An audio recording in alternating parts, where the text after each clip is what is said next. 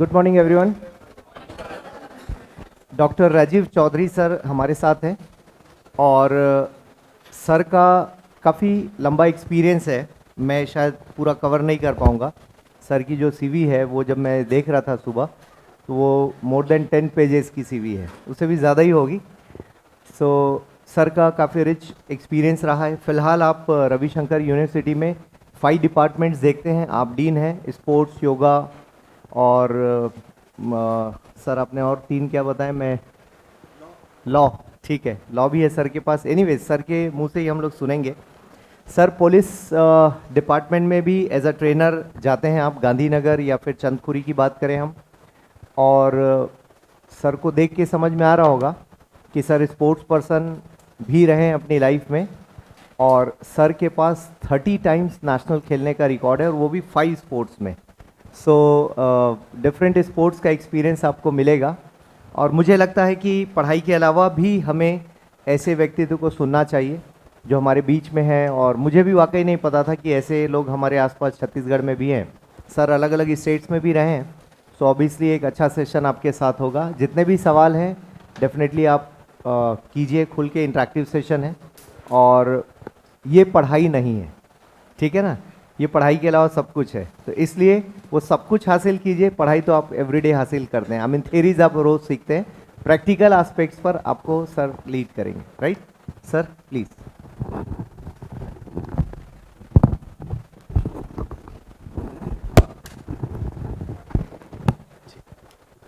Thank you, sir. Thank you very much. Am I audible? Thank you, sir. Thank you very much. Good morning to all. पहले तो मैं पूछना चाहूँगा किस भाषा में सुनना पसंद करेंगे, इंग्लिश, हिंदी और a mixed language? Okay, I will speak in both the languages. My delivery will not be of one way process. ऐसा नहीं कि केवल मैं बोलता रहूँ, जो संप्रेषण होगा, कम्युनिकेशन होगा, दोहरा होगा। एक और क्वेश्चन मैं पूछना चाहूँगा आप सबसे, for how much time you can hear me attentively and continuously? निरंतर जागरूकता के साथ कितनी देर तक सुन पाएंगे? क्योंकि आप कॉम्पिटिटिव एग्जामिनेशंस की तैयारी कर रहे हैं तो थोड़ा सा रिसर्च बेस्ड बात भी करेंगे। कितनी देर कहा आपने? 40 मिनट्स। बेटा ब्रह्मा जी भी मनुष्य के रूप में जन्म ले लेना पृथ्वी पर, वो भी 13-14 मिनट से ज़्यादा नहीं सुन सकते यदि मनुष्य के रूप में जन्म लिया तो, एज पर रिसर्च एविडेंसेस। कोई भी व्यक्ति विशेष निरंतर जागरूक, 2 शब्द हैं, there are 2 terminologies, continuously and attentively. केवल 13-14 मिनट सुन सकता है। उसके बाद जो ग्रेस्पिंग एबिलिटी है, ग्रहणशीलता है, दैट रिड्यूसेस 99, 98, 97। एक ऐसा समय भी आता है जहाँ ग्रहणशीलता 0। और रिसर्च की भाषा में उसको हम कहते हैं रिजेक्टिंग टाइम। आपके यहाँ लेक्चर्स होते होंगे काफ़ी, recall your school days, college days. तो कभी कभी हम रिजेक्टिंग टाइम में भी प्रवेश करते हैं कि कितने से कितना बड़ा कोई प्रगाढ़ विद्वान बब्बर शेर ना क्यों ना बोले, हमें कुछ समझ में नहीं आता है ना, ऐसा भी है। तो कोशिश करेंगे कि कोई भी विद्यार्थी ही है अभी आप, कोई भी विद्यार्थी रिजेक्टिंग टाइम में प्रवेश न करे। ठीक, थोड़ा स्ट्रेस मैनेजमेंट की बात करेंगे, व्यवहारिक बातों की बात करेंगे, एकेडमिक से थोड़ा हट के बात करेंगे। ठीक, थोड़े वैदिक सिद्धांतों की बात भी करेंगे कि हाउ टू रिजुविनेट आवरसेल्व्स, अपना रिजुविनेशन कैसे करें। बेस लेवल से शुरू करते हैं। I will proceed from simple to complex. व्यवहारिक बातें जो कि आपके काम आएंगी, और you can expand your consciousness. और कॉन्शियसनेस को एक्सपैंड करेंगे तो आपके प्रिपरेशन में किस प्रकार का लाभ होगा उसकी चर्चा करते हैं। You will be agree with my statement कि we spent most of the time of our life to glorify this physical body. दुनिया भर के हम तामझाम करते हैं, चाहे मेल्स की बात करें चाहे फीमेल्स की बात करें, तो ये फिजिकल बॉडी है, हिंदी में हम कहेंगे भौतिक शरीर, इसको ग्लोरीफाई करने में हर व्यक्ति विशेष, इस समाज की प्रत्येक इकाई अपना अधिकतर समय व्यतीत करती है। और जो किसी भी व्यक्ति की प्रगति में उसका ना के बराबर योगदान है, व्यवहारिक बातों से शुरू करते हैं। फिजिकल बॉडी से मेरा अर्थ है कि बर्थ टेक्स प्लेस, जन्म हुआ ना, डेवलपमेंट टेक्स प्लेस, एक ऐसा स्टेज आएगी स्टेग्नेशन टेक्स प्लेस, मैं तो स्थिरता की अवस्था हूँ, मेरा क्या डेवलपमेंट होना मेरे शरीर का, कुछ दिन बाद ड्यूरेशन टेक्स प्लेस और अंत में कहानी खत्म, समाप्त। And we spent most of the time of our life to glorify only this body. छोटा सा एग्जाम्पल, बचपन से हमारे पेरेंट्स, हमारे टीचर्स एक छोटी सी कहानी सुनाने का प्रयास करते रहे हैं, शायद आपने भी सुनी होगी, उसको मॉडिफाइड रूप में बात करते हैं। क्यों? क्योंकि you have to excel in your field. छोटा बच्चा था 4 साल का, अपने पिता के साथ गोवा बीच पर घूम रहा था, रंग बिरंगे गुब्बारे बेचने वाला गुब्बारे बेच रहा था, हरा नीला काला पीला दुनिया भर के गुब्बारे थे। रंग बिरंगे गुब्बारे सभी बच्चे खरीद रहे थे, काले रंग का गुब्बारा किसी ने नहीं खरीदा। The child was very curious, बच्चे तो सभी जिज्ञासु होते हैं। पिता से बच्चे ने प्रश्न पूछा कि पिताजी ये काले रंग का गुब्बारा उड़ता नहीं होगा, शायद इसलिए नहीं खरीदा गया।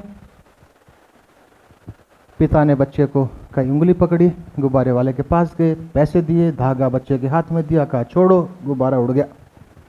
Child learned a new lesson, उस बच्चे ने एक नई सीख ली उस दिन कि इस गुब्बारे के उड़ने में बाहरी परत का ना के बराबर योगदान है।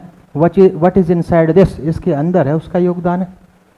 Same is applicable for us, हम सब के लिए भी ऐसा ही है। It means we have to develop our core, inner core competencies. हम सबको यदि किसी भी क्षेत्र में प्रगति के पथ पर अग्रसर होना है तो हमें आंतरिक क्षमताओं का विकास करना होगा। केवल इस भौतिक शरीर का ना के बराबर योगदान है। अब प्रश्न उठा कि ये कोर कॉम्पिटेंसीज कौन सी हैं, since we have to develop this core competencies. तो as per Vedic sciences, as per yogic sciences, as per Indian knowledge system, जो भारतीय ज्ञान परंपरा है, उस अनुरूप there are 3 body layers and we have to glorify all these 3 body layers, जिसमें से एक की बात कर चुके हम, physical body. Second is known as astral body, जिसको हम हिंदी में कहेंगे सूक्ष्म शरीर, that is connected to the physical body with a subtle thread. जिस दिन कटा कहानी खत्म। तो we have to develop that astral body, और उसके अप्रत्यक्ष रूप से क्या लाभ होंगे, उन लाभों की बात भी करेंगे। तो कितनी लेयर्स हैं टोटल? 3। बीच की लेयर की बात कर रहे हैं, that is known as astral body. This astral body is subdivided into 3 sub layers, प्राणिक क्षेत्र, मेंटल क्षेत्र एंड इंटेलेक्चुअल क्षेत्र। 2 शब्द तो आपसे सीधा संबंध रखते हैं, मेंटल क्षेत्र एंड इंटेलेक्चुअल क्षेत्र। उनको विकसित किए बिना आप किसी भी क्षेत्र में, किसी प्रतियोगिता में अच्छा कर ही नहीं सकते। तो these let's discuss one by one. जो मिडिल लेयर है, जिसको हमने नाम दिया प्राणिक क्षेत्र, that is subdivide into 3, that is pranic, mental and intellectual. जो प्राणिक क्षेत्र है, the pranic kshetra is responsible to control our sensory organs. जितने भी सर्दी, गर्मी, भूख, प्यास, इन सब की अनुभूति हमें करवाती है प्राणिक क्षेत्र। Next one is a mental kshetra, that is very important for all of us. वो हम सब के लिए बहुत महत्वपूर्ण है और उसका विकास करना होगा। There are various means and methods by practicing that we can do the same. तो अब प्रश्न उठा कि मेंटल क्षेत्र क्या करती है?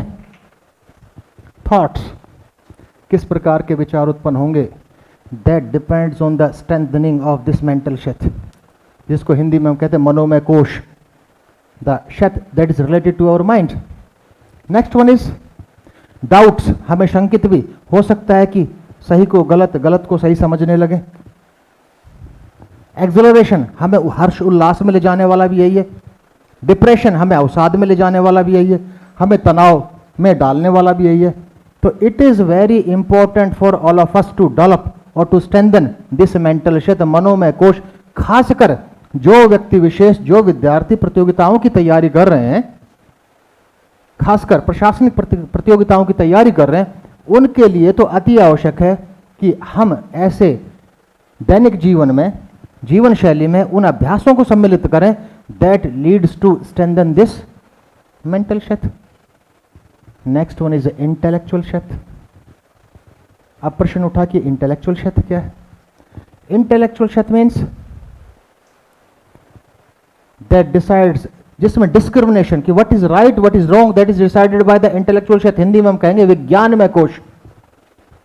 And we should keep in the entirety of our mind, our mind work under the direction of intellectual क्षेत्र।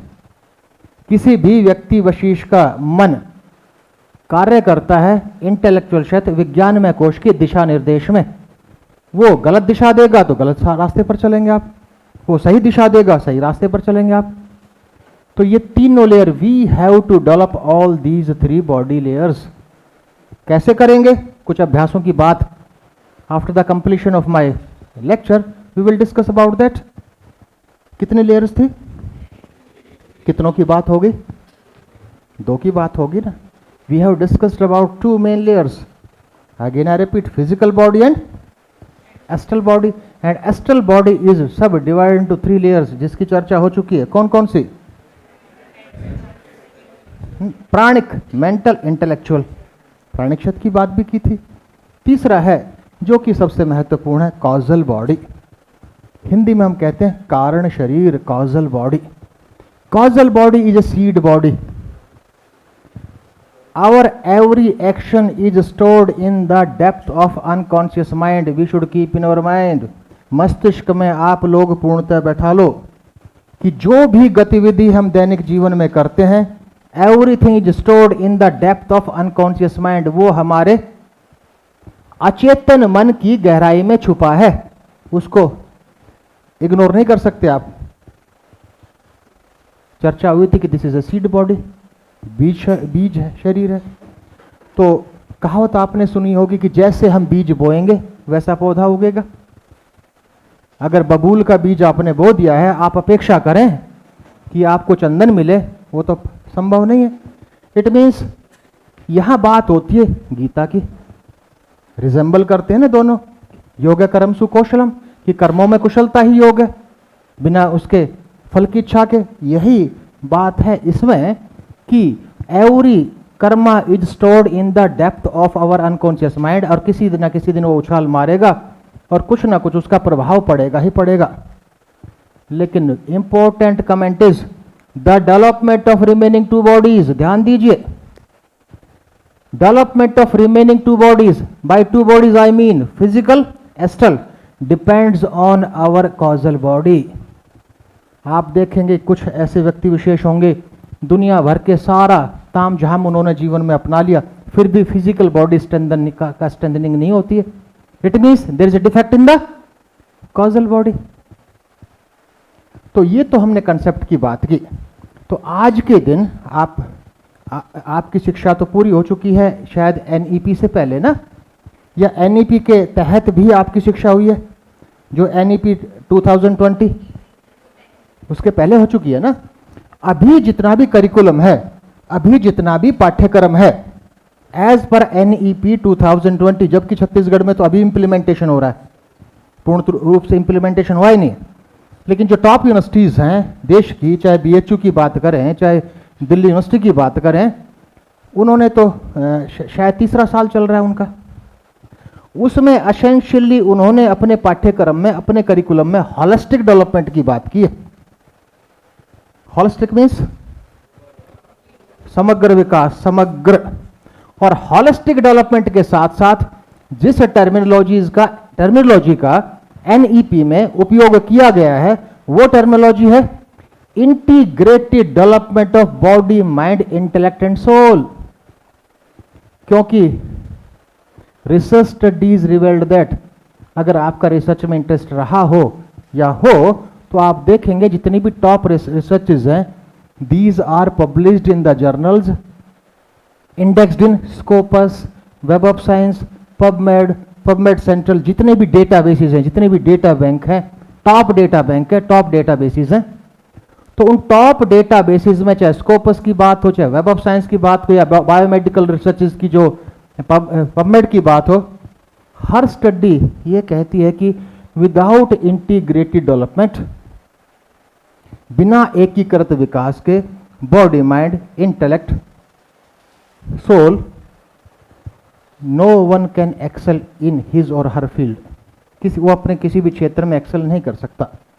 तो हमें, बल्कि अभी तो अनिवार्य रूप से पाठ्यक्रम में सम्मिलित किया गया है, तो इन चारों शब्दों को पहले समझते हैं, थोड़ा सा फिर स्पेसिफिक बात करेंगे। कितनों का इंटीग्रेटेड डेवलपमेंट है?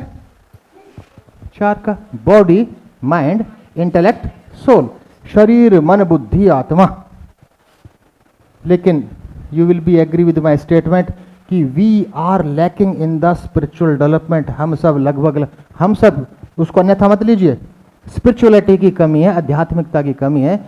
आध्यात्मिकता के बिना, स्पिरिचुअल डेवलपमेंट के बिना व्यक्ति का होलसम डेवलपमेंट संभव नहीं है, इंटीग्रेटेड डेवलपमेंट संभव नहीं है।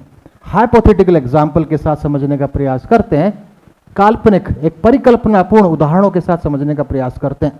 इन चारों में से पहला कौन? बॉडी। बताने की आवश्यकता नहीं, इसकी चर्चा तो हम जो 3 लेयर्स की चर्चा कर रहे थे वहां भी कर चुके हैं कि जन्म हुआ, वृद्धि हुई, स्थिरता आई, क्षीण होना शुरू हुआ, कहानी खत्म, चर्चा हो चुकी है। तो बॉडी का कंसेप्ट तो वही है, लेकिन body is like a hologram. हमारा शरीर एक होलोग्राम की तरह है। आप पढ़ते हो ना होलोग्राम, कि अगर उसको विभिन्न भागों में विभाजित कर दें तो प्रत्येक भाग में वो विशेषताएं होंगी जो एज ए होल थी। तो शरीर तो वही है, like a hologram, but this is effected by mind. 1970 के दशक में मान्यता थी कि बॉडी और माइंड सेपरेट फील्ड है, there is no integration. But as per new studies, body and mind can not be separated.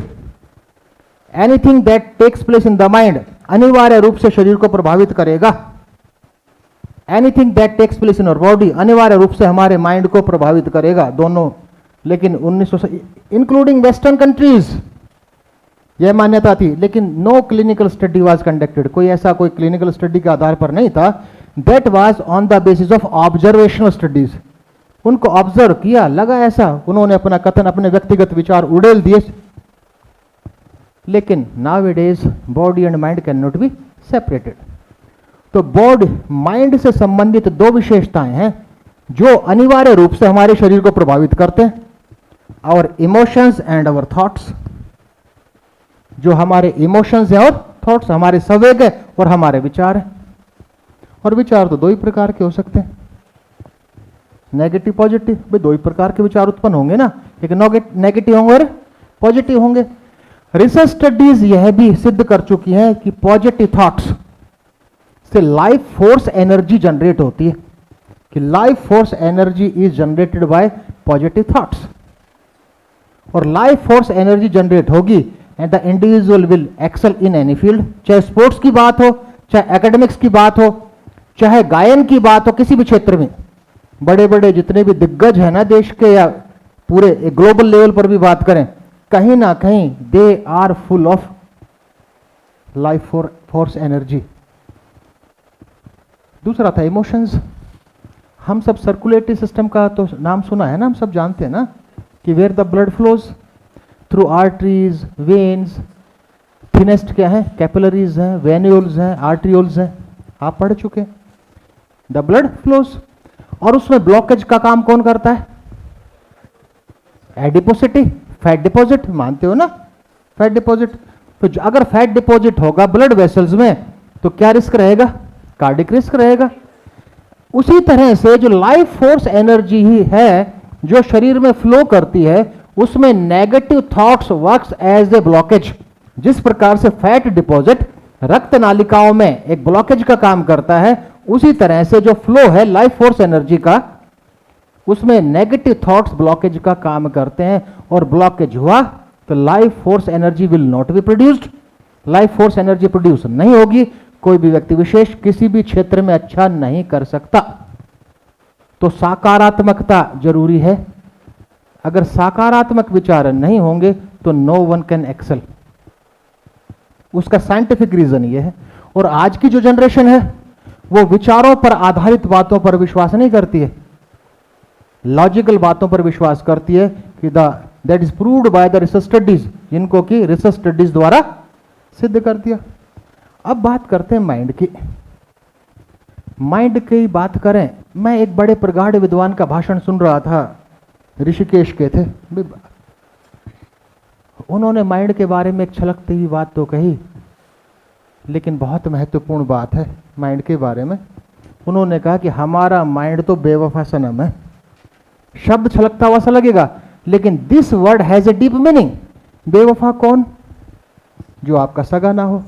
तो माइंड हमारा है, हमने ग्रहण कर रखा है, लेकिन फिर भी वह अपना नहीं है। वो कभी आपका है, कभी आपका नहीं है। ध्यान दीजिए। तो we should not operate ourselves with the mind, और माइंड को ऐसा बनाए जो सही दिशा निर्देश दे। तो ऐसा क्या करें? कितनों का इंटीग्रेशन था? 4 का था ना। कौन कौन सा? Body, mind, intellect. बुद्धि भी साथ थी, बुद्धि की बात करते हैं। माइंड के बारे में दोबारा से लौटकर आएंगे, पहले इंटेलेक्ट को समझ लेते। इंटेलेक्ट, बुद्धि। बुद्धि क्या करती है? कोई भी मैसेज होता है, मैसेज, वो ग्रहण कौन करता है? Who receives our message? कुछ भी हुआ, घटना, माइंड रिसीव करेगा ना, माइंड या ब्रेन रिसीव करेगा ना भाई, और वो डिसाइड करता है कि क्या करना है आपको। You have to take decisions. लेकिन माइंड, यहां माइंड का अर्थ मस्तिष्क मत लगाइए। मस्तिष्क, जो ब्रेन की बात नहीं कर रहे हैं, या मन की बात कर रहे हैं। माइंड का जो हिंदी में शब्द को मानकर चलिए आप, मन, कि हमारा मन, ठीक।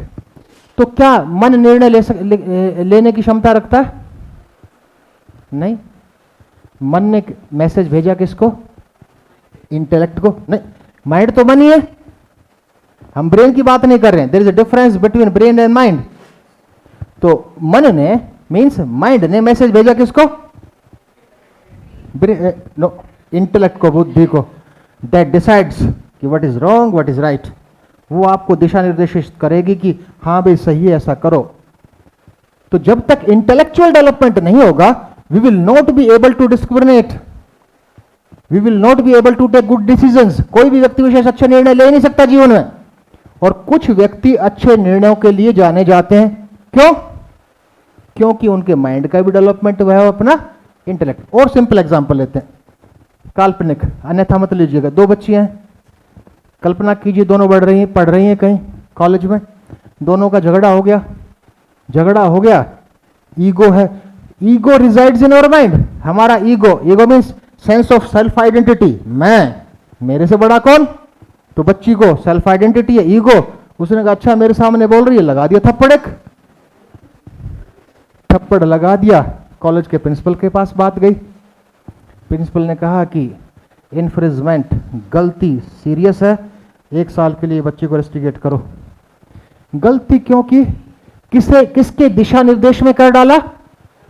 माइंड के। अगर वहां इंटेलेक्ट का उपयोग कर लिया होता कि इसका निर्णय, इंटेलेक्ट से बात की होती है ना ठीक से, तो इंटेलेक्ट कहती कि नहीं ऐसा करेगी, रेस्टिकेट भी हो सकती है, ध्यान रख, तो हाथ वापस खींचती।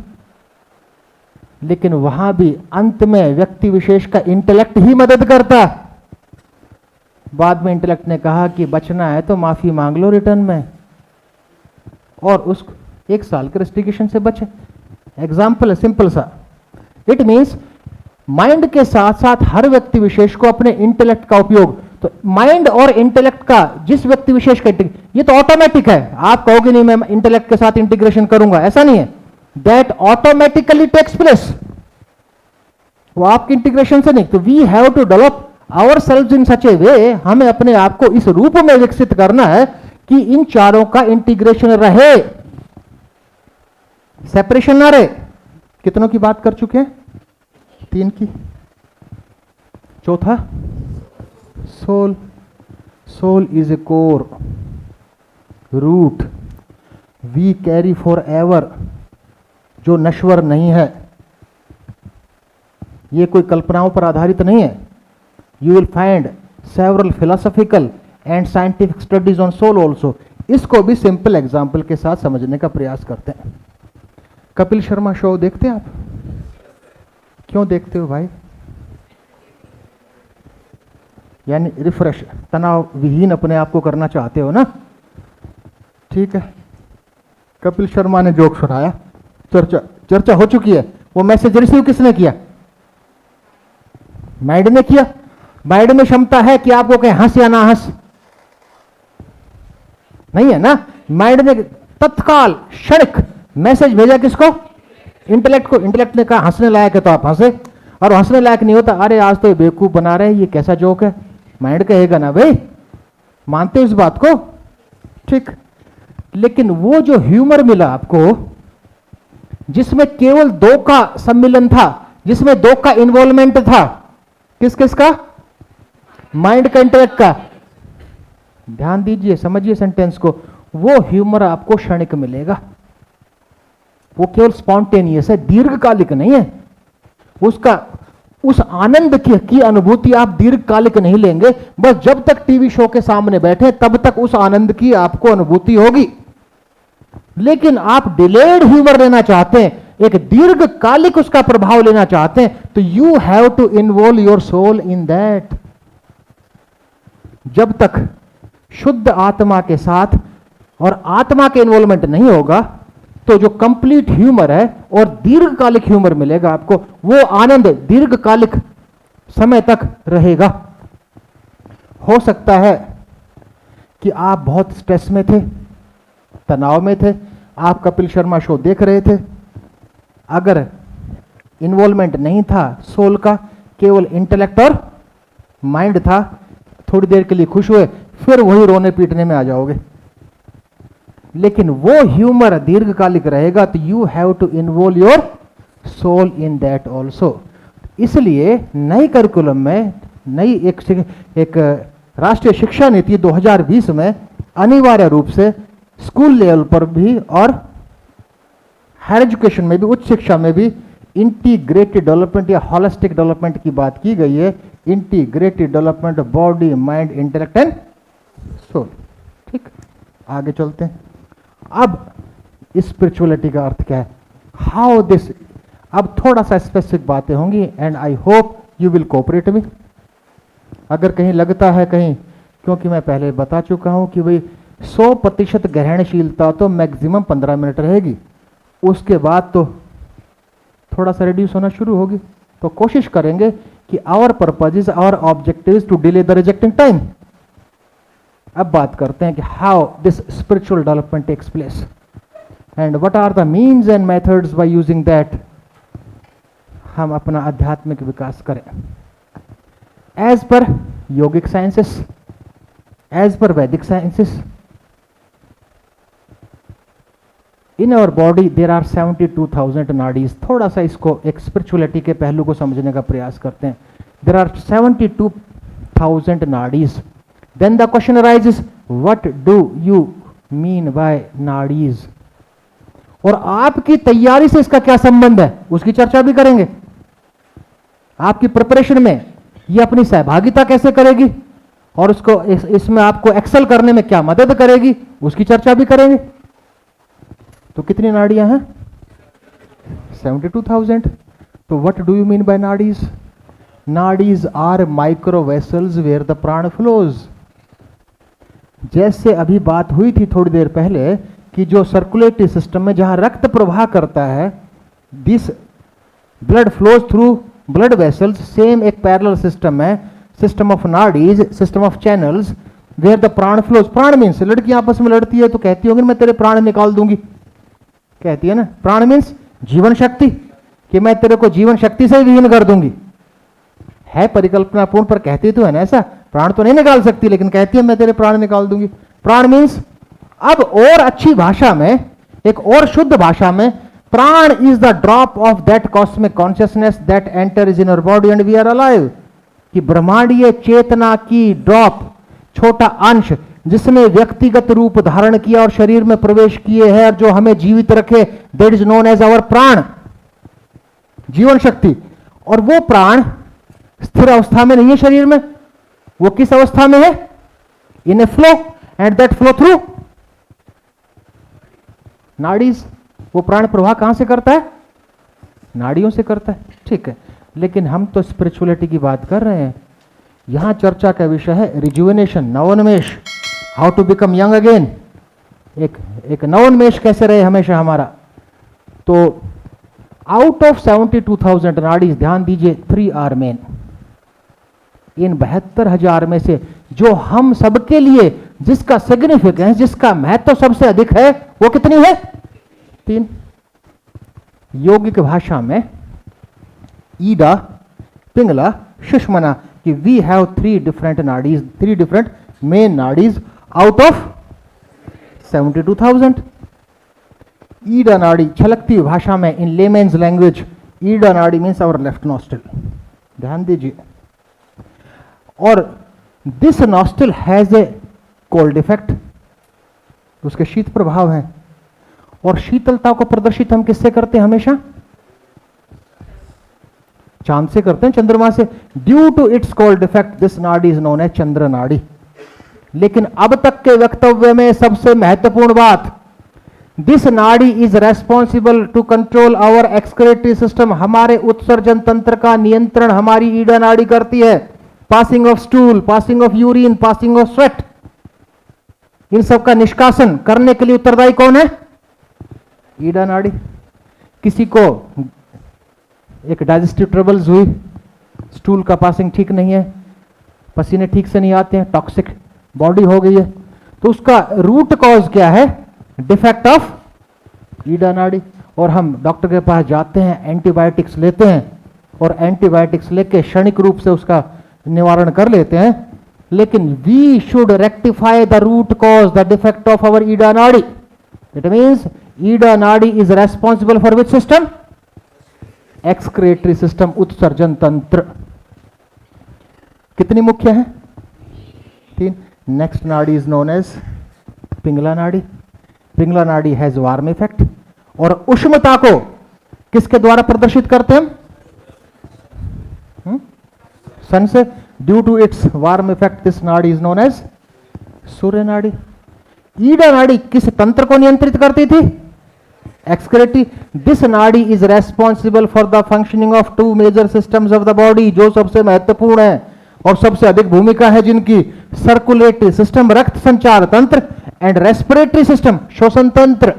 और आप एग्री होंगे मेरे स्टेटमेंट से कि ये तीनों सिस्टम हमारे लिए सबसे महत्वपूर्ण हैं। Excretory, circulatory, respiratory.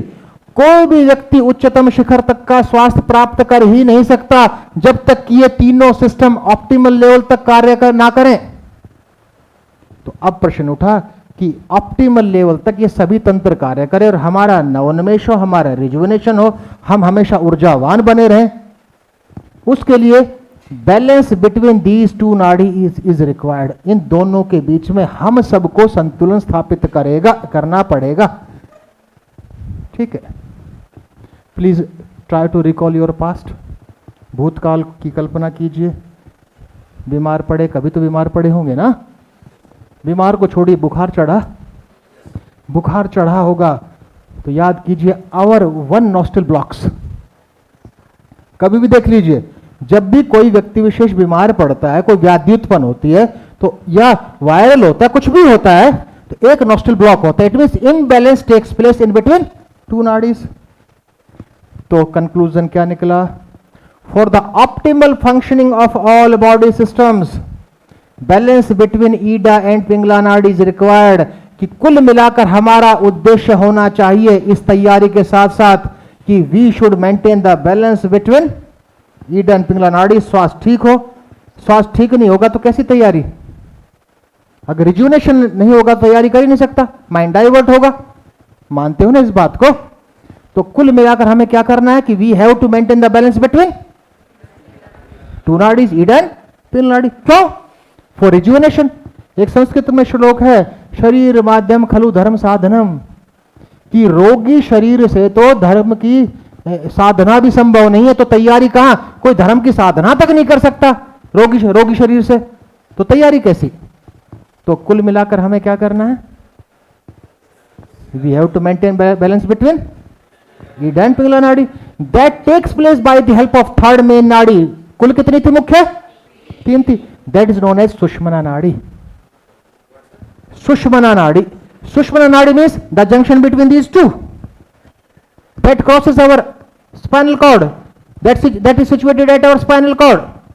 Ida Nadi, Pingala Nadi, in between Sushmana, that is responsible for maintaining the balance between these two nadis.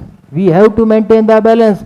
हमें संतुलन स्थापित करना है ईडा पिंगला के बीच में, अगर बहुत अच्छा करना चाहते हो हैं तो। और किसके द्वारा हुआ? सुषुम्ना नाड़ी के द्वारा हुआ। क्लियर? कैसे? Bye the help of chakras. एक नाड़ियों के बाद एक शब्द हो रहा है चक्रास। चक्रास नाड़ियां क्या थी? माइक्रोवेसल्स, जो क्या करती थी? Where the prana flows. Chakras are our energy centres.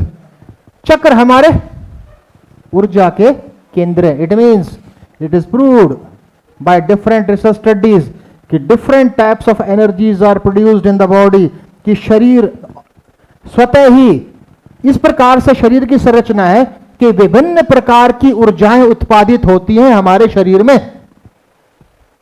तो देयर आर 7 एनर्जी सेंटर्स। 7 विभिन्न प्रकार की ऊर्जाएं उत्पादित होती हैं हमारे शरीर में। 7 different types of energies are produced,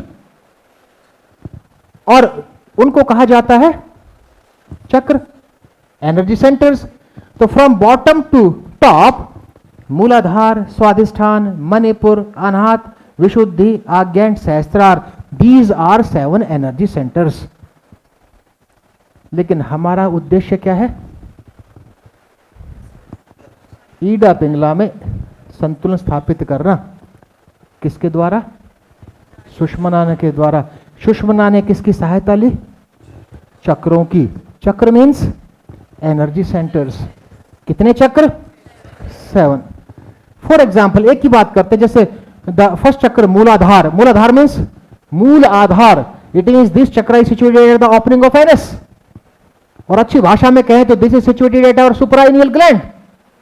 और ये किस प्रकार की ऊर्जा उत्पादित करता है? The energy which is related to innocence, अबोधता। जिसमें जिसका क्रियाशील मूलाधार चक्र होगा वो व्यक्ति विशेष बड़ा अबोध सा होगा, इनोसेंट होगा, बड़ा इनोसेंट सा लगेगा। उसमें चतुरता नहीं होगी, चालाकी नहीं होगी, वो लोगों को आकर्षित करेगा, कोई भी XYZ कोई भी। इसी तरह से दूसरा है Swadhishthana chakra, that is situated at our sexual organs. Manipur chakra situated at our stomach और नियर टू एड्रिनल ग्लैंड्स और pancreas. Next is Anahata, situated at our heart और हार्ट रीजन। अगला है Vishuddhi chakra, situated at our thyroid gland, और we can say that situated at our neck region. अगला है महत्वपूर्ण विशुद्धि चक्र, that is situated at in between the eyebrows, or we can say that is situated at our master gland, और master gland क्या है? Pituitary gland. And the last chakra is situated at the vertex top of the head, or we can say that is situated at our smallest gland of the body, that is known as pineal gland. Clear हो गया? क्यों चर्चा कर रहे हैं? Rejuvenation के लिए अच्छी तैयारी करें, मन लगे, इंटेलेक्चुअल डेवलपमेंट हो, रिजुविनेशन हो। उसके लिए क्या करना पड़ेगा हमें? बैलेंस। किस किस के बीच? ईडा पिंगला किसने किया? सुषुम्ना ने किया। किसके माध्यम से? कितनों का इन्वॉल्वमेंट हुआ? 2 का। किस किस का? नाड़ीज एंड चक्र। ईडा पिंगला के बीच में संतुलन सुषुम्ना के द्वारा चक्रों के सम्मिलन से, by the help of the activation of the spiritual energy, एक आध्यात्मिक ऊर्जा को एक्टिवेट करके, जागृत करके, and the spiritual energy is known as Kundalini योग की भाषा में। तो तीसरा शब्द हमारे सामने आया कुंडलनी। तो 2 शब्दों को तो हम ठीक से समझ चुके हैं, कौन कौन से को? नाड़ियां, चक्र। तो एक तीसरा शब्द हम सबके सामने आया, kundalini. It means that is known as our spiritual energy. Every individual in this universe is born with the spiritual energy. यह सत्य है कि प्रत्येक व्यक्ति विशेष जिसने मनुष्य के रूप में जन्म लिया है इस पृथ्वी पर, वो आध्यात्मिक शक्तियों के साथ पैदा हुआ है, हिडन है। We have to activate that spiritual power. हम सबको आध्यात्मिक शक्ति को जागृत करना, and that आध्यात्मिक शक्ति, that spiritual power is known as, बात हुई ना, कुंडलनी। इन इनएक्टिवेटेड स्टेट, अजागृत अवस्था में, that Kundalini resides at our Muladhara chakra. Muladhara chakra means at the opening of anus, और we can say that at the sacral bone, that is triangular in shape, that is the last part of our spinal cord. जो sacrum है उस sacrum पर स्थित है क्या? Kundalini means spiritual energy. देखो, we should not be surprised after hearing these types of terminologies. मैं साक्ष्य के साथ बताऊंगा कि ये कहां कहां इन सबका उल्लेख है, क्या रेफरेंसेस हैं इसके, and these are published in the biomedical research journals also. ऐसा नहीं है कि, तो we should not link these thoughts with the religion. हमें इन सब बातों की को जोड़ना नहीं चाहिए किसी रिलीजन से. किसी धर्म विशेष की बात नहीं है. रिलीजन की हम बात करें, रिलीजन क्या है? Religion has only one characteristic, that is 100% based on faith. चाहे हिंदू हो, मुस्लिम हो, ईसाई हो, सिख हो, कोई भी धर्म हो पृथ्वी का, एक ही कैरेक्टरिस्टिक है. You will agree with my statement, that is 100% depends on faith. विश्वास है. कोई क्लिनिकल रिसर्च हुई है क्या धर्म पर? नहीं देखा कभी? कोई साइंटिफिक स्टडी देखी कभी? नहीं. But these thoughts are not based on faith. ये सब बातें केवल विश्वास पर आधारित नहीं है. विश्वास की बातें नहीं कर रहे हैं.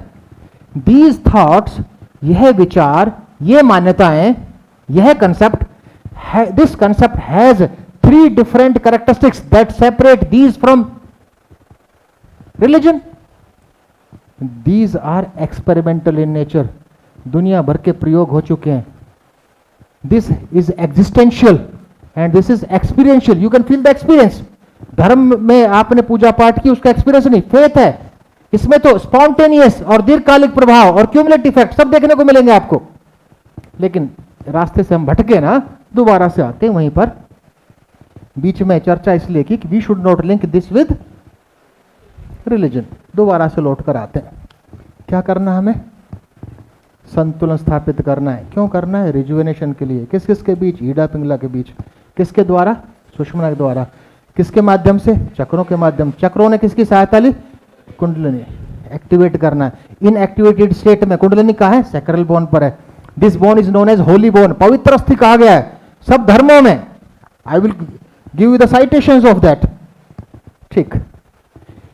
इन एक्टिवेटेड स्टेट में वो, लेकिन कुंडलिनी को समझ लें क्या है. Kundalini has 3 universal modes. 3 universal modes होते हैं कुंडलिनी में. ये तो आप मानते हो ना कि that exist in our body also exist outside the body. मानते हो ना, जिससे शरीर बना, प्रकृति बनी है. तो दिस प्रकृति has 3 universal modes. Same is applicable here. This kundalini, this spiritual energy has 3 universal modes. किसी भौतिक शेप में इसको जानना चाहें, दिस इज लाइक ए रोप और snake having 3.5 rounds and each round has a specification. तो कितने मोड है? 3. प्रकृति में भी और बॉडी में भी, मीन्स कुंडलिनी में भी, स्पिरिचुअल एनर्जी में भी. फर्स्ट वन इज सत्व. सत्व, सत्व मीन्स जिसमें यह मोड डोमिनेट करेगा, the individual will be full of purity and enlightenment. वो व्यक्ति विशेष ऊर्जावान और प्रकाशवान होगा. Second universal mode is known as rajas. जिसमें इस मोड की अधिकता होगी, the individual will be full of vasanas and kriyas. वो व्यक्ति विशेष वासनाओं क्रियाओं से भरा होगा. Third universal mode is known as tamas. जिसमें इसकी अधिकता होगी, the individual will be dull minded. बुद्धि विहीन. वो कितनी भी तैयारी कर ले, कंपटीशन में क्या पार्टिसिपेट करेगा, कोई समझा ही नहीं सकता. जड़ बुद्धि सुना होगा आपने. But we all have these 3 universal modes. हम सब में ये तीनों यूनिवर्सल मोड हैं. We have sattva also, we have rajas also and we have tamas also. लेकिन proportion is different among all of us. Proportion on the basis of proportion, अनुपात अलग अलग है. जिस व्यक्ति विशेष में सत्व की अधिकता होगी वो जीवन में अधिक सफल होगा, और जिसमें रजस और तमस की अधिकता होगी वो कम सफल होगा. सामान्य सी बात है. लेकिन बट वी, हमें तीनों यूनिवर्सल मोड्स ही चाहिए, लेकिन अधिकता होनी चाहिए सत्व की. तो ऐसा कुछ करें जीवन में, ऐसी प्रैक्टिसेस, ऐसे अभ्यासों को सम्मिलित करें that will lead to the development of sattva. ठीक, इनएक्टिवेटेड स्टेट में कहां पर है कुंडलिनी? सैक्रल बोन पर, सुप्राइनियल ग्लैंड पर।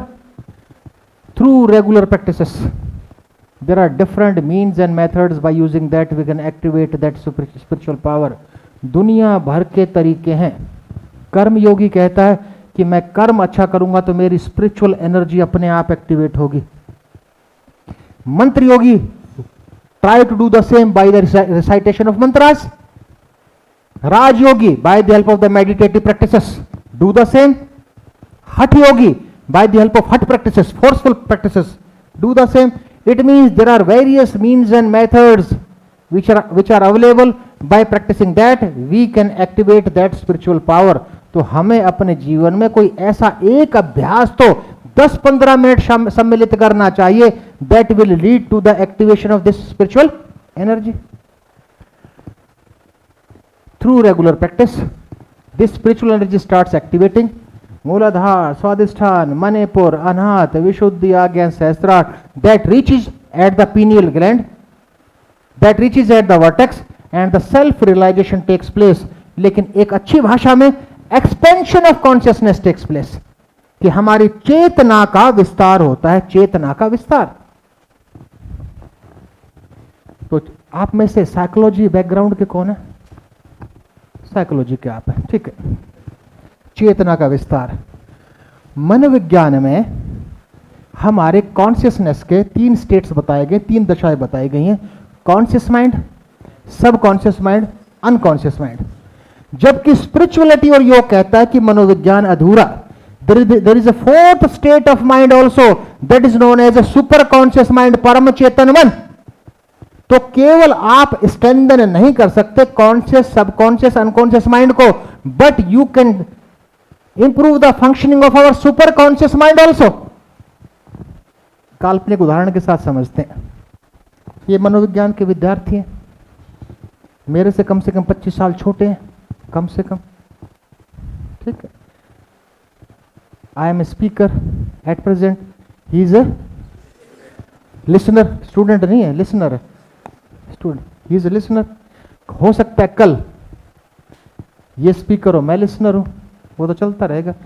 लेकिन आज, और ये बहुत अच्छी प्रतियोगिता में सफल होकर और बहुत अच्छे पद पर, मान लीजिए, कल्पना कीजिए, आसीन हो गए, ठीक।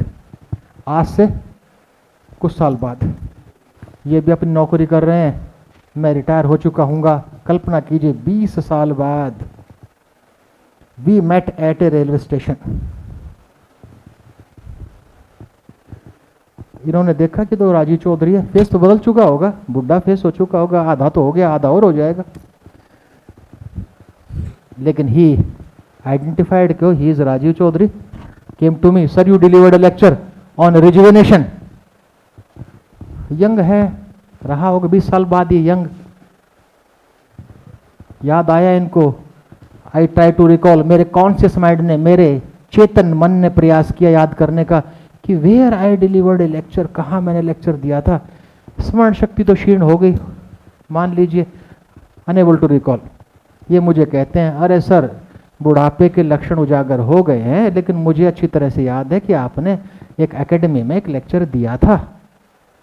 ध्यान दीजिए, मेरे कॉन्शियस माइंड ने, मेरे चेतन मन ने सोचना बंद कर दिया था कि मैं कहां था। हम दूसरी बातों में दोनों लीन हो गए थे। फिर भी 10 मिनट बाद हम बात कर रहे थे रेलवे प्लेटफॉर्म पर, और मैं उस क्षेत्र में सोच नहीं रहा था, मेरा कॉन्शियस माइंड सोच नहीं रहा था, लेकिन अचानक मुझे याद आ गया, yes I delivered a lecture in the academy. यानी हमारा कॉन्शियस माइंड किसी भी क्षेत्र में कार्य नहीं करता, उसके बाद भी उसको कोई ना कोई असिस्ट करता रहता है, उसका एक असिस्टेंट है। That assistance is known as the functioning of subconscious mind, अवचेतन मन। तो आप जितने भी तैयारी करते हो, जब तक आपके सबकॉन्शियस माइंड की फंक्शनिंग इंप्रूव नहीं होगी, तो आपके कॉन्शियस माइंड याद नहीं रख पाएगा, उतनी अच्छी तैयारी आप नहीं कर सकते। तो आप सबके लिए तो expansion of consciousness is required. क्योंकि सबकॉन्शियस माइंड जितना इंप्रूव होगा, जितना अधिक असिस्ट करेगा वो किसको, कॉन्शियस माइंड को, उतना ही आप अच्छा प्रिपेयर कर सकते हो।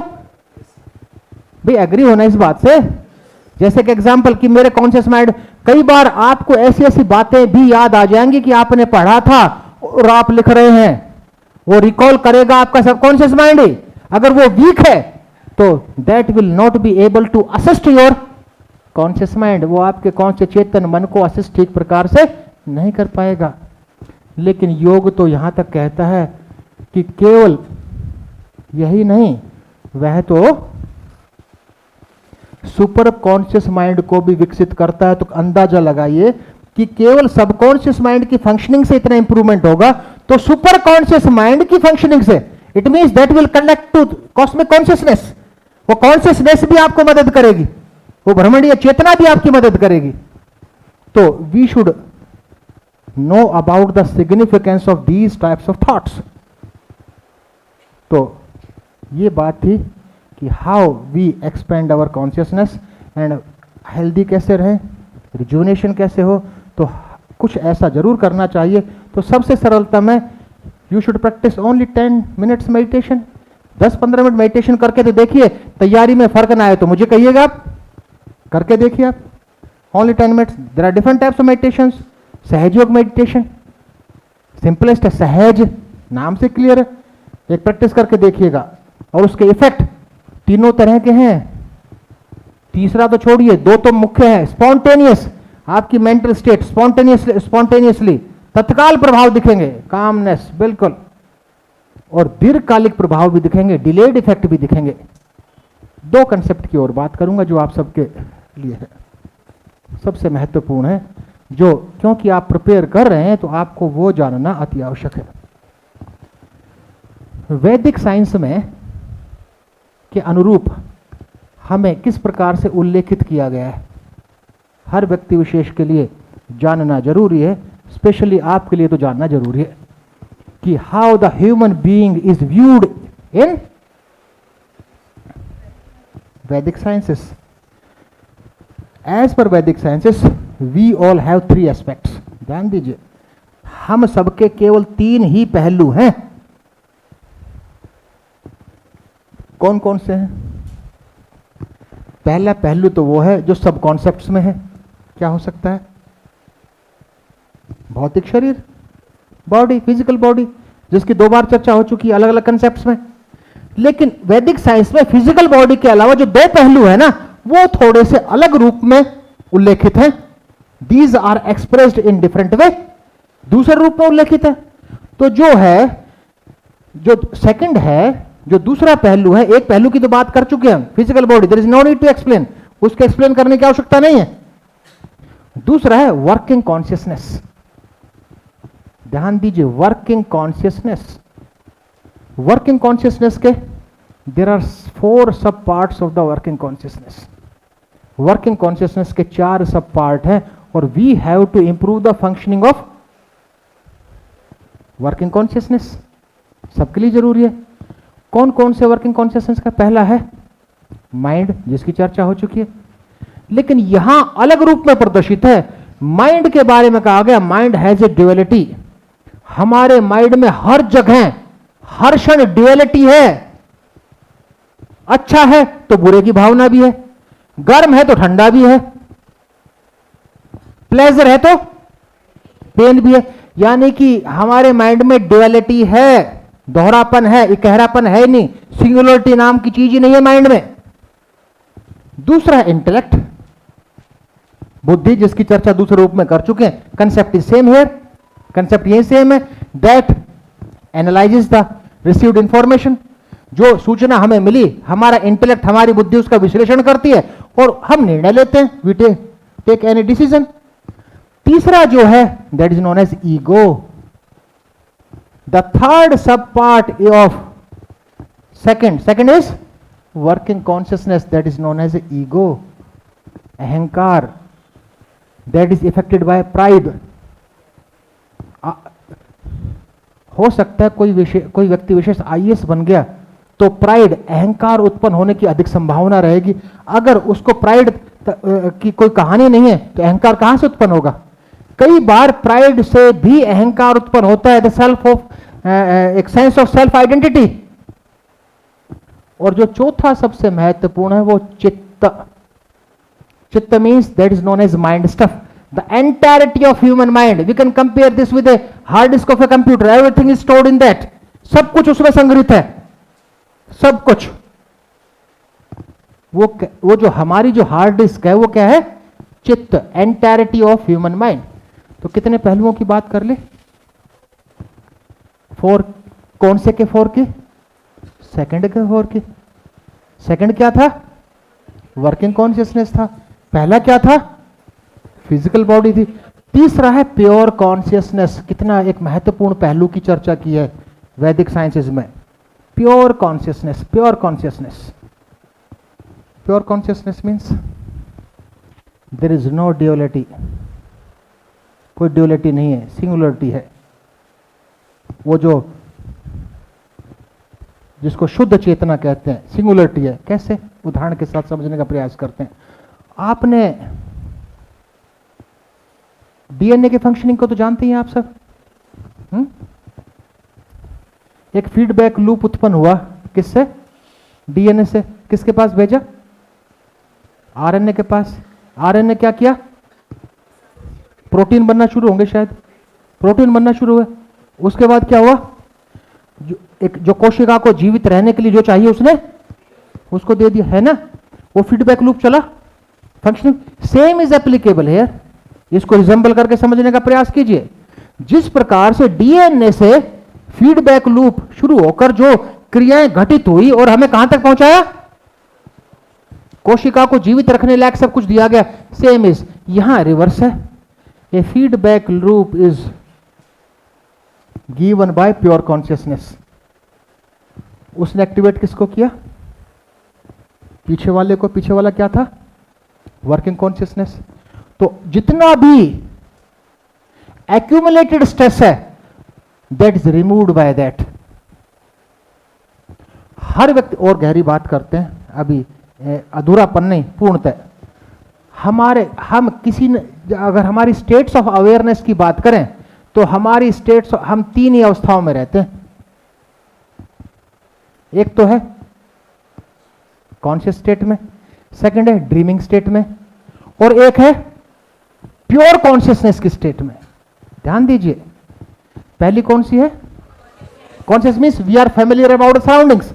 मैं बोल रहा हूं, सामने ये है और आप सामने बैठे, कि we all are familiar about the surrounding means we all are in dreaming state. Dreaming state में कि we are not familiar about the external world. भाई ड्रीम स्टेट में रहते हो आप तो एक्सटर्नल वर्ल्ड के बारे में जो जानकारी है क्या? कि we are aware only about the dreaming world, केवल ड्रीमिंग वर्ल्ड के बारे में है। क्लियर हुआ? और तीसरी है जो प्योर, एक that is known as a deep sleep. कई बार हम सब नींद की अवस्था में भी, डीप स्लीप की अवस्था में, वो भाग्यशाली है जिसको नींद डीप स्लीप हो।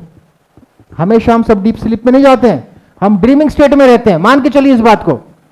तो we have to enter in a deep sleep. Deep sleep means ना ही तो एक्सटर्नल वर्ल्ड के बारे में हमें कोई ज्ञान, ना ही हमें ड्रीमिंग का, कि we are in a peace और ब्लेस, बिल्कुल एक शुद्ध चेतना में प्रवेश करते हैं। लेकिन अब तक का सबसे महत्वपूर्ण कथन, कुछ ऐसे अभ्यास हैं जिनके माध्यम से जो निद्रा की अवस्था में हम डीप स्लीप में प्रवेश करते हैं, वह उस आनंद की अनुभूति हम जागरूक अवस्था में ले सकते हैं। कि we enter into the deep sleep during aware, not during the sleep. और उन सब में से सबसे उत्तम है मेडिटेशन। तो मेडिटेशन तो एक ऐसा साधन है कि we enter into the deep sleep in the जागरूक अवस्था। इतनी सी बात। तो आप सबको उन सब क्रियाकलापों को, उन सब अभ्यासों को सम्मिलित करना चाहिए। एक अंतिम बात और कहूंगा, यदि if you want to excel, यदि आपको एक्सेल करना है तो you should develop 8 spiritual powers. और उसको हम एक वैदिक भाषा में एक यौगिक भाषा में कहा गया अष्ट शक्ति। अष्ट संस्कृत अष्ट मीन्स 8 अष्ट शक्ति, कि we should develop 8 spiritual powers. 8 आध्यात्मिक शक्तियों को हमें विकसित करना होगा। जरूर आप इसकी तुलना में, इसके बिना और इसके साथ जरूर अंतर, सार्थक अंतर आपको दिखाई देगा आपकी प्रगति में, आपकी तैयारी में। फर्स्ट वन इज, कितनी शक्तियां हैं? 8। First one is power to distinguish and discriminate, भेद और पृथक करने की शक्ति। तो आपको वो शक्ति विकसित करनी है कि easily you can decide what is right, what is wrong. उसके बिना तो कुछ हो ही नहीं सकता। Second spiritual power is known as power of a good judgement, अच्छा निर्णय लेने की शक्ति। कुछ व्यक्ति अच्छे निर्णयों के लिए जाने जाते हैं और कुछ व्यक्ति ऐसे हैं जो निर्णय ले ही नहीं पाते। It means they are lacking in this second spiritual power, जो है power of a good judgement. और जो तीसरी इस उम्र में अति आवश्यक है, power to withdraw our senses, अपने इंद्रियों को नियंत्रित करने की शक्ति। हम सब जानते हैं it is very difficult to stop the wandering mind. हम सबका ध्यान इधर उधर भटकता, उसको एकाग्र करना इतना आसान नहीं है, लेकिन bye the help of this spiritual power you can stop the wandering mind. अगर कोई देवी देवता भी मनुष्य के रूप में जन्म ले, वो भी अपने वंडरिंग माइंड को कंट्रोल नहीं कर सकते, जब तक कि आफ्टर विड्रॉइंग किसी एक दिशा में लगा देना। विड्रॉ करेंगे, विस्फोट होगा। विड्रॉ द सेंसेस और डाइवर्ट कीजिए किसी एक क्षेत्र में जो आपने कर रखा डाइवर्ट, कि you have withdrawn your senses और आईएएस की तैयारी में झोंक दिया, then in that case you can withdraw your senses.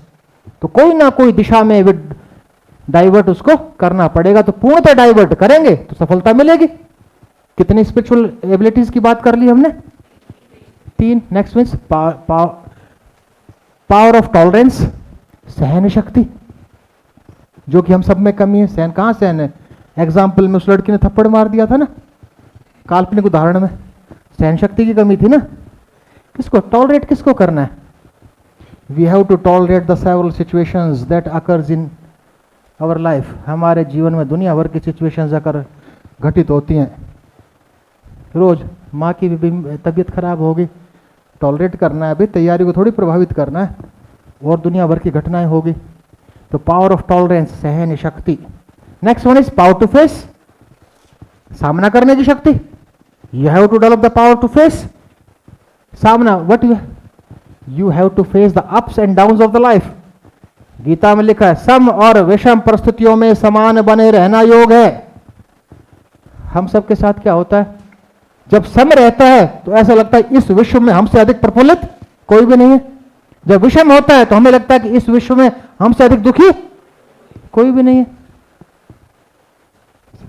अगला सबसे, पावर टू अकोमोडेट, अनुकूलन की शक्ति।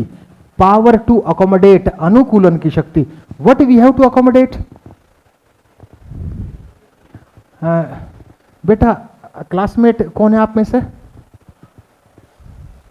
कोई क्लासमेट होंगे ना आपस में जो पिछले कई सालों से जानते हो। कौन कौन है? आप दोनों। ये कैसे व्यक्ति हैं? कैसे हैं? नहीं, वेट, कैसे हैं? हाँ, नहीं, चलो मैंने डायकोटोमस ऑप्शन दिया आपको। डायकोटोमस, only 2, you have only 2 options, 2 ends. अच्छे बुरे, बस। गुड, अच्छे हैं। ईमानदारी से बताना कोई एक भी कमी नहीं है। ईमानदारी से बताना, आप एक भी कमी नहीं है? हाँ, कुछ कमियां हैं। कोई व्यक्ति कमियों के साथ कैसे अच्छा हो सकता है? हो सकता है क्योंकि हमारे समाज ने एक काल्पनिक रेखा फिक्स कर दी, उससे कम कमियां हैं, एक्सेप्टेबल है, चलेगा भी, अच्छे हैं। जिस दिन तो आप कहेंगे बच के रहना, खतरनाक है, ऐसे कहेंगे ना।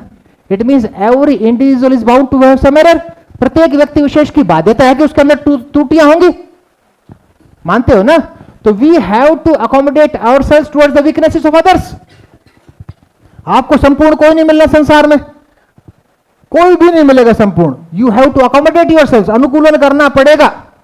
और वो एक अंत में एक कहानी के साथ बताऊंगा। बोर तो नहीं हो रहे हो ना? नहीं, ईमानदारी से बताना भाई, उसकी तरह नहीं, देखो ईमानदारी से, पक्का? ठीक, अगला कितनी बात होगी? 6। अगला, power to pack up our forces and reactions, अपनी शक्ति और प्रतिक्रिया को रोकने की शक्ति। फिजिक्स का प्रिंसिपल क्या है? To each and every action there will be equal and opposite reaction. प्रत्येक क्रिया की उतनी ही प्रतिक्रिया होगी। सामाजिक दृष्टिकोण से अगर लागू कर दिया तो हो गया काम।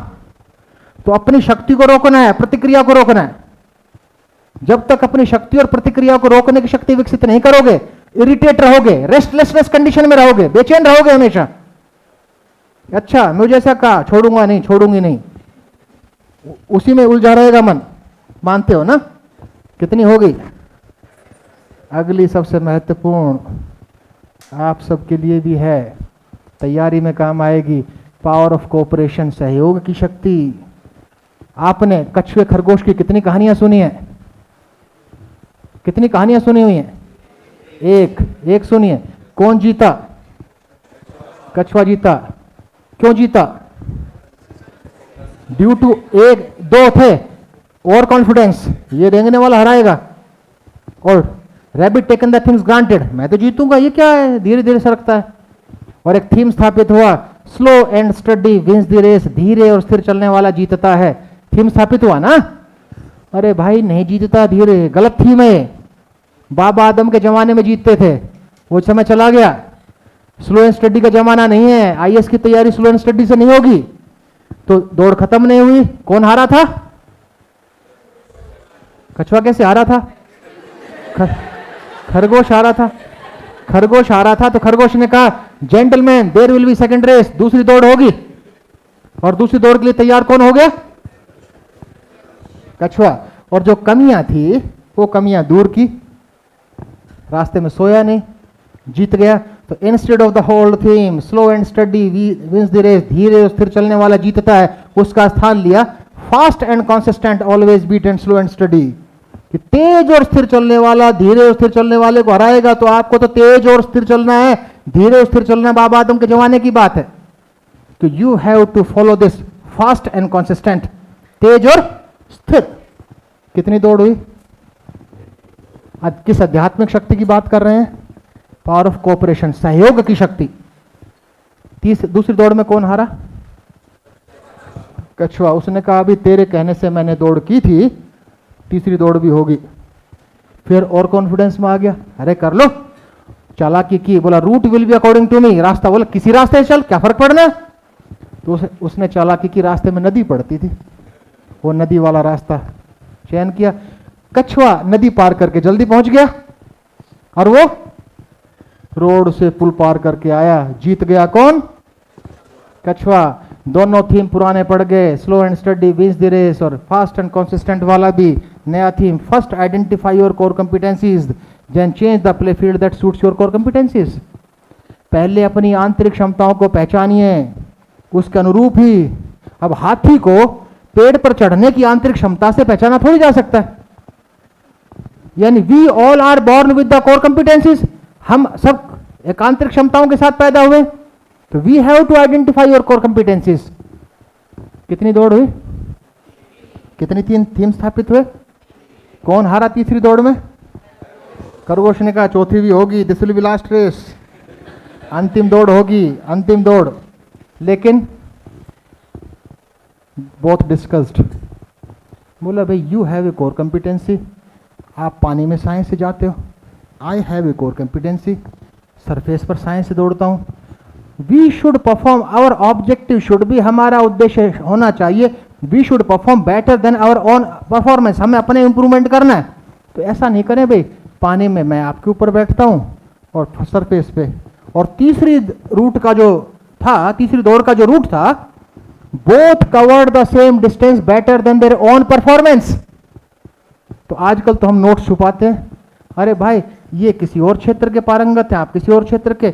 यानी पावर ऑफ कॉपरेशन से तो एक नया थीम जो कि आध्यात्मिक शक्ति को उजागर करता है। It is good to be individually brilliant and have strong core competencies. ये बहुत अच्छी बात है, व्यक्तिगत रूप से आप बड़े बड़े दिग्गज प्रगाढ़ विद्वान हो, बट विद कॉपरेशन, सहयोग की शक्ति से, दिस आध्यात्मिक शक्ति से, एट शक्ति से, you will perform better then your own performance, आप स्वयं के प्रदर्शन से हमेशा अच्छा करेंगे। तो ये थी you should develop 8 spiritual powers. अंतिम बात मेरी, अंतिम मैसेज, जिसके कि अपने इंप्रूव योर फंडामेंटल बिहेवियर, अपने मूलभूत आधारभूत व्यवहार में सुधार कीजिए, उसके बिना कुछ भी नहीं है। मैं आपसे पूछूं बच्चियों, ये बताओ, दो लड़कियां बहुत अधिक बोलती हैं, लड़कियां छोड़ो कोई भी हो चाहे, दो बहुत अधिक बोलती हैं, क्या उनकी दोस्ती हो सकती है? सुनेगा कौन? है ना ऐसा? दो ऐसे हैं व्यक्ति कि जो बिल्कुल नहीं बोलते हैं, बिल्कुल नहीं बोलते, इंट्रोवर्ट है, दोस्ती हो सकती है? और एक बहुत अधिक बोलता है, एक बहुत, दोस्ती हो सकती है। सेम फिजिक्स का प्रिंसिपल लागू है यहाँ, opposite poles attract each other, same is applicable.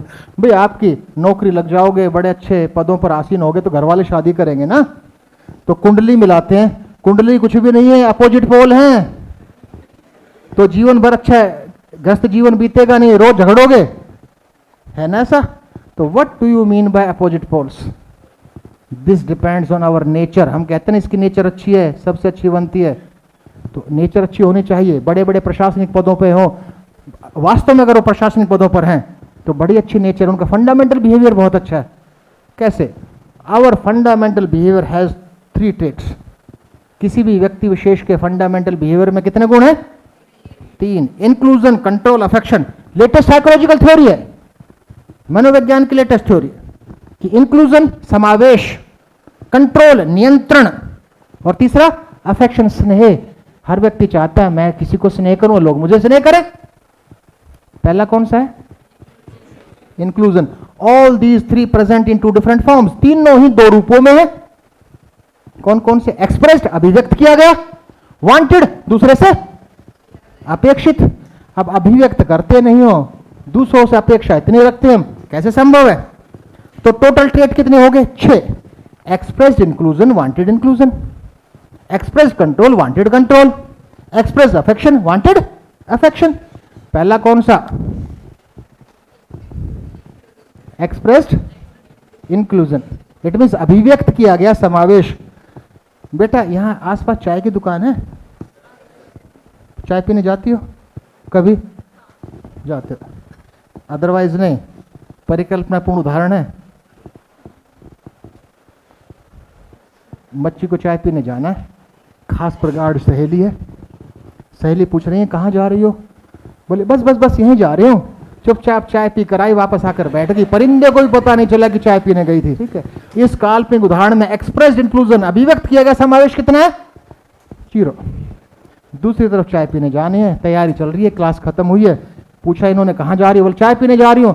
पूरा हो हल्ला मचा डाला, चलो चाय पीने जा रही, पैसे मैं दूंगी, मैं सबको पिलाऊंगी, सबको चाय पिलाकर बाकर बैठ गई। इस काल्पनिक उदाहरण में एक्सप्रेस्ड इंक्लूजन, अभिव्यक्त किया गया समावेश 100%।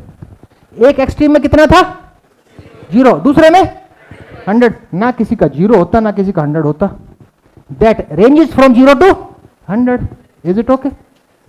पहले काल्पनिक उदाहरण में कितना था? 0 था, झूठ बोला था। सहेली का 0% अपेक्षित हो, तो इनको पता चल गया कि झूठ बोला तब भी अपने काम से काम रखती है, कितनी अच्छी मेरी सहेली है। इस प्रकार के विचार उत्पन्न होंगे। ठीक है, दूसरे उदाहरण में कितना था? 100 था। और इनका 0 हो मान लो, पैसे कौन दे रहा है? ये दे रही है, रिक्वेस्ट भी ये कर रही है, फिर भी विचार कैसे उत्पन्न होंगे पता है? इसको जरूर कोई काम होगा, कैसे चाय पिला सकती है, ये तो जहर ना पिला दे कहीं मुझे। इस प्रकार के विचार उत्पन्न होना स्वाभाविक है। यानी सेम एक्सप्रेशन में भी acceptable for someone, may not be acceptable for someone. ध्यान दीजिए, सत्यता है कि वही अभिव्यक्ति इनको बहुत अच्छी लग सकती है और वही अभिव्यक्ति इनको बहुत खराब लग सकती है। तो कुल मिलाकर एक सफल इंसान वही है जो अकोमोडेट करता है कि we have to accommodate our wanted inclusion as per the expressed inclusion of another individual. 3 है, ए बी सी 3 है। ए और 2 कट्टर दुश्मन है, और वो सी है, इससे भी गहरी मित्रता है और इससे भी गहरी मित्रता है। क्योंकि उन्होंने क्या सीख लिया? एडजस्टमेंट। तो वी अच्छा सफल इंसान वही है जो एडजस्ट करना सीख जाए अपने वांटेड इंक्लूजन को दूसरे के एक्सप्रेस्ड इंक्लूजन के साथ। दो की बात हो। अगला क्या है? कंट्रोल। कंट्रोल कितने रूपों में? दो, एक्सप्रेस्ड और वांटेड। ठीक। कंट्रोल स्कूल कॉलेज में तो नहीं डांटते हैं, लेकिन हम जो पढ़ा करते थे टीचर बड़ा डांटा करते थे। तो कल्पना कीजिए आपके स्कूल में टीचर पढ़ा रहा है आपको, ये बच्ची हल्का सा हिल गई, बोले सिट इरेक्ट। क्यों हिल रही है? यानी हल्का सा मूवमेंट तक पसंद नहीं। इट मीन्स इस काल्पनिक उदाहरण में उस अध्यापक का एक्सप्रेस्ड कंट्रोल यानी अभिव्यक्त किया गया नियंत्रण कितना है? 100%। मेरी क्लास में हिल कैसे सकते हो तुम? इस तरह की का व्यक्तित्व। दूसरे कुछ ऐसे टीचर भी टकराए होंगे, उनको पढ़ाने से मतलब है, बच्चे मोबाइल देख रहे हैं, हो सकता है पिछली बेंच पे कोई लेट भी गया हो, सो भी रहा हो, उनको कोई मतलब नहीं है। इस काल्पनिक उदाहरण में कितना है? 0 है। पहले में कितना था? 100%। बच्ची को क्या किया गया था? डांटा गया था। अगर उनका भी 100% हो तो कैसे विचार अध्यापक के प्रति होंगे? कितने अच्छे अध्यापक है, हक से मुझे डांटते हैं मेरे अच्छे के लिए। अगर ठीक इसका उल्टा होगा तो कहेंगे कि कैसे विचार उत्पन्न होंगे? कहीं भी बेइज्जती कर देता है, बाहर देख लूंगी मैं। इस तरह के विचार उत्पन्न होंगे। इट मीन सेम एक्सप्रेशन में be acceptable for someone, may not be acceptable for someone. मानते हो ना इस बात को? तीसरा क्या है? स्नेह। हर व्यक्ति चाहता है कि मुझे स्नेह करे, मैं सबको स्नेह करूं। वो बच्चे को शादी फिक्स होगी, नौकरी लगने के बाद एडमिनिस्ट्रेटिव ऑफिसर बन गया, शादी फिक्स होगी। कल्पना कीजिए शादी फिक्स होगी तो यहाँ के जो एकेडमी के सर हैं उनके पास कार्ड लेकर आए। अभिव्यक्ति, स्नेह अभिव्यक्त करने का तरीका कैसा हो सकता है? सर मेरी शादी फिक्स हो गई है, मेरे आदरणीय आना ही आना आपको। कहीं स्नेह झलक रहा है क्या? कहीं झलक रहा है स्नेह? लेकिन क्या उनका अनादर करते हैं क्या? स्टाइल अगले का भाई स्टाइल है, अंदाज है। और दूसरी तरफ कहते हैं sir my marriage has been fix sir आप मेरे आदरणीय हैं सर, कृपया सर मेरी शादी में जरूर आइएगा। कितना एक्सप्रेशन है? 100%। पहले में कितना था? 0। अगर उनका वांटेड, सर का वांटेड 0 होगा ना तो ये अच्छे लगेंगे, कितना अच्छा विद्यार्थी, कितने हक से मुझे न्योता दे रहा है। और वांटेड जो इनका 0 हो और ये वो यार तो न्योता दे रहा है मुझे, लल्लू लाल की तरह बात कर रहा है, यानी इस प्रकार के विचार उत्पन्न होंगे। यानी कुल मिलाकर यही है, तो you should develop a power to adjust and accommodate. वही जीवन में सफल व्यक्ति है मनोविज्ञान के भाषा में। It means these are the 3 traits related to our fundamental behaviour. कुल मिलाकर निष्कर्ष में we have to accommodate our wanted inclusion, wanted control, wanted affection as per the expressed inclusion, expressed control, expressed affection of any other individual। यह एक जीवन की सत्यता है सफल होने की। तो मैं तो एक आपके एकेडमिक्स की मैंने बात नहीं की, एक जर्नल डिस्कशन था, थोड़ा सा इसको एक मोटिवेशन बेशक अभिप्रेरण मान लीजिए, इसको गाइडेंस एक मार्गदर्शन मान लीजिए, इसको सजेशन सुझाव मान लीजिए, लेकिन यह विश्वास दिलाता हूँ कि चाहे वो मार्गदर्शन मानिए, चाहे सुझाव मानिए, चाहे डायरेक्शन दिशा निर्देश मानिए, लेकिन these are very fructiferous in nature. बड़े फलदायी हैं। फलदायी मतलब इनके परिणाम सार्थक होते हैं। तो आई होप कि कुछ इसमें से आंशिक रूप से तो कम से कम आप जीवन में अमल करोगे, और करके देखिए मेडिटेटिव प्रैक्टिसेस, किसी एक मेडिटेशन को आजमा कर तो देखिए, आपकी तैयारी में कुछ ना कुछ सार्थक भूमिका उसकी रहेगी। तो again I express my sincere thanks to each and every unit associated with this organisation. आपको भी शुभकामनाएं, एकेडमी को भी शुभकामनाएं, क्योंकि आपकी प्रगति एक एकेडमी के लिए भी बहुत बड़ा अचीवमेंट रहता है। और थैंक यू वेरी मच। कुछ क्वेश्चंस पूछना पूछिए। अगर आप किसी तरह का कोई प्रश्न पूछना चाहते हैं तो you can ask any type of question. बताइए। हाँ बेटा बताओ। किसमें? जी जी,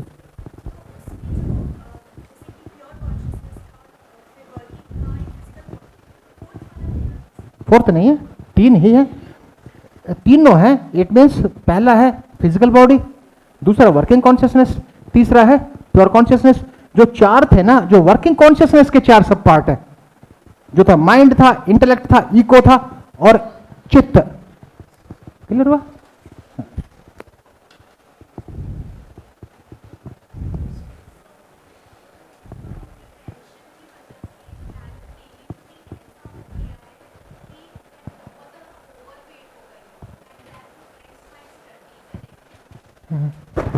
उनका प्रश्न है, जहाँ तक मैं समझ पाया हूँ, कि एक वेट बढ़ने के कारण इनकी जो पढ़ाई वगैरह डिस्टर्ब हो रही है, यही कह रहे हैं ना? ठीक, देखिए madam, there are 2 causes.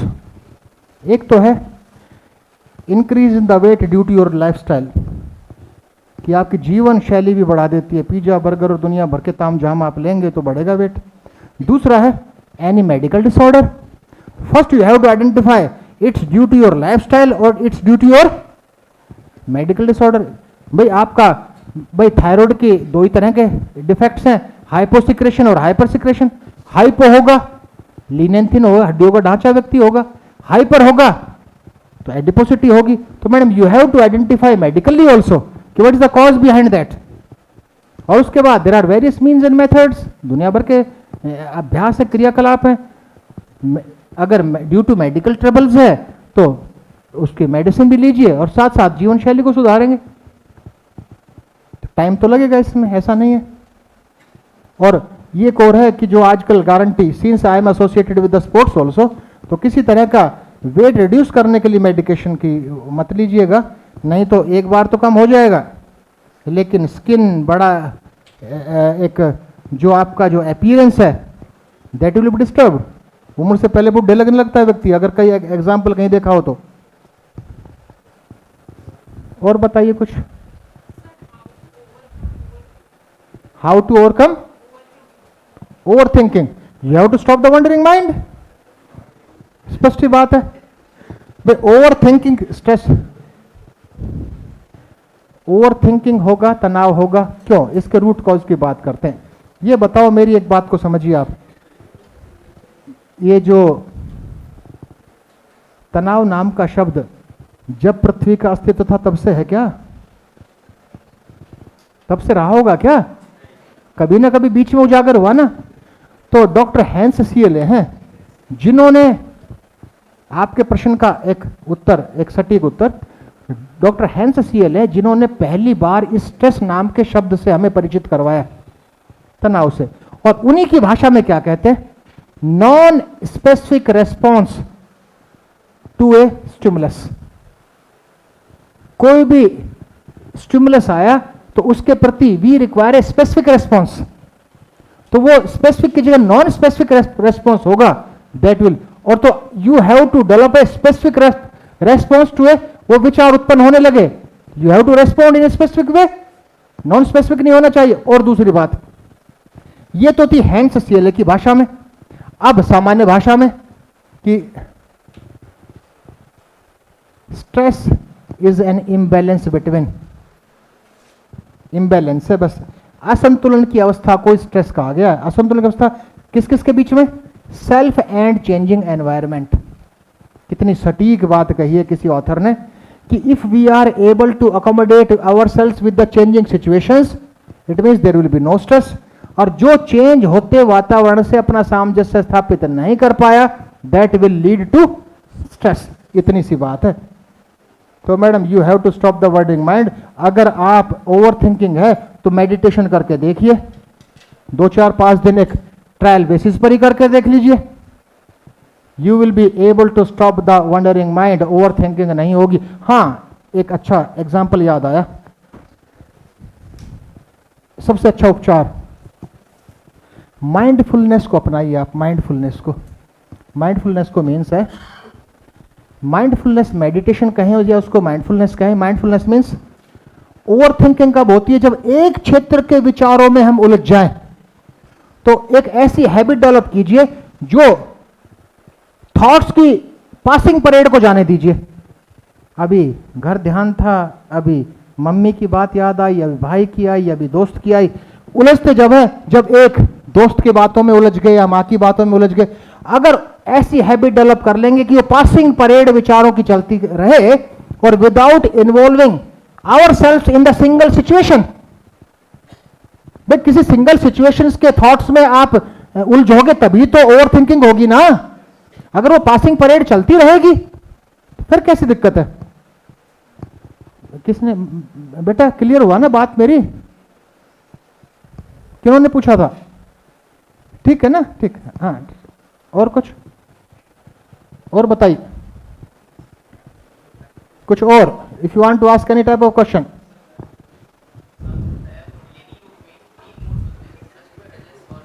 Ji, satya means by improving the pure consciousness. दूसरे रूप में हमने बात की थी, by using the spiritual practices, by using meditative practices we should adopt और we should involve ourselves in such type of practices.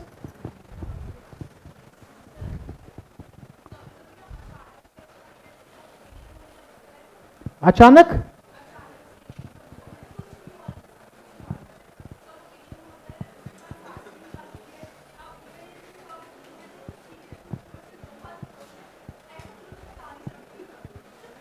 क्यों feel होता है? अब ये तो कितना अच्छा इनका नहीं नहीं, इसने हंसने की बात नहीं बेटा, सुनो उनके क्वेश्चन से हंसी मत, बड़ा है ऐसा नहीं है, उन्होंने एक्सप्रेस कर दिया, ऐसा नहीं है कि आपने फेस नहीं किया होगा।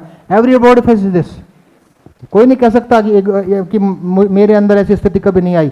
No one can claim that, इसलिए हंसने की बात नहीं है। इनका क्वेश्चन है बेटा, देख कॉजल बॉडी की हमने बात की थी, सबकॉन्शियस माइंड में अचेतन मन और अवचेतन मन में कुछ ऐसा छुपा हुआ है, पास्ट स्टोरेज, जो उछाल मारता है, that takes the form of the thought waves, जो वृत्तियों का रूप धारण करता है। नहीं आपको नहीं पता होगा, आपको पता है कि बचपन जिस दिन से पैदा हुए थे आज तक everything is stored in the depth of our unconscious mind. किसी को नहीं पता, लेकिन कभी कभी तो याद आता है ना कुछ।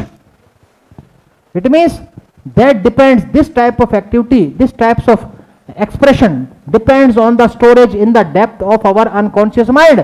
अचेतन मन की गहराई में कुछ ना कुछ है। अब प्रश्न उठा, it means you have to, you should try to empty your storage, यही है ना? उसको खाली करने का प्रयास करोगे, रिमूव करने का प्रयास करोगे, तो वो तो फिर बहुत एक गहन अभ्यास है। योग में cessation of the thought waves of mind stuff is known as yoga, जो कि महर्षि पतंजलि ने एक परिभाषा में योगस्य चित्त वृत्ति निरोध है कि cessation of the thought waves, to stop the thought waves that originates from the mind stuff is known as योग। तो कुछ ना कुछ तो अभ्यास करना पड़ेगा। आप मेडिटेशन करके देखिए, अंदर मतलब शरीर के अंदर नहीं। अब बच्ची के जेस्चर क्या कह रहे हैं, अंदर जो है पूरे शरीर में नहीं है, only in the mind stuff. हाँ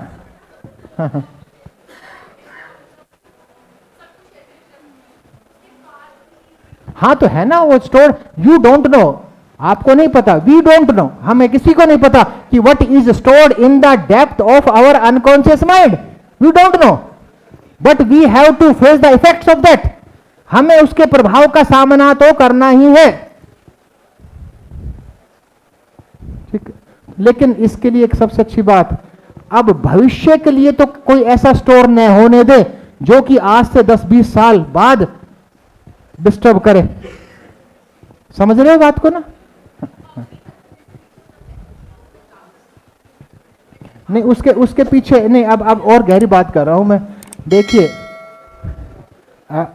इसमें केवल इसी जो सबकॉन्शियस, अब अनकॉन्शियस माइंड की जो गहराई में छुपा है, योग बिलीव्स दैट वो केवल इस जन्म का नहीं है, वो भी है, अब प्रारब्ध की बात भी है। अब वो तो फिर डिस्कशन का मुद्दा बहुत गहरा एक चलेगा। तो एवरीथिंग दैट इज स्टोर्ड वो केवल इस लाइफ से संबंधित नहीं है। हो सकता है कुछ ऐसा कुछ हो जो डिस्टर्ब करता हो, may be possible as per yogic sciences. और कुछ